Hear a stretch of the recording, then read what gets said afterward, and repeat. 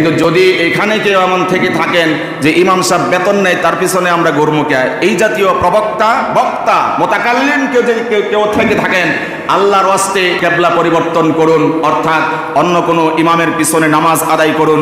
যেই ইমামের পিছনে নামাজ আদায় করেও আপনার হৃদয় উচ্চারিত এমন অভিব্যক্তি প্রকাশ পায় যে ইমাম বেতন নেয়, তার পিছনে নামাজ পড়ব, তার সাথে থাকবো কেন, এই জাতীয় প্রবক্তার যদি কেউ থেকে থাকেন, তাহলে এই ইমাম ছেড়ে অন্য কোনো ইমামের পিছনে ইক্তেদা করুন, অথবা কমিটিকে বলুন ইমাম সাহেবকে সরায়া দেন, আমরা যে ইমাম বেতন নেয় না সেই ইমামের পিছনে নামাজ পড়ব।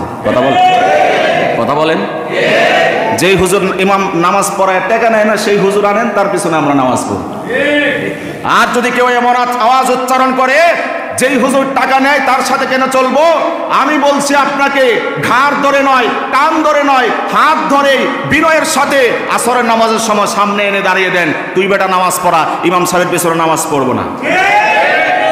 হাত ধরে বলছি, আমার কথা আক্রমণাত্মক ভাবে নেবেন না। কান ধরে না, মাথা ধরে না, ঘাড় ধরে না, হাত ধরে বিনয়ের সাথে, হযরতজি আপনি মেহেরবানি করে সামনে আসুন, আসরের নামাজটা আপনি পড়ান, আমরা আপনার মুক্তাদি হয়ে আপনার পিছনে নামাজ আদায় করব।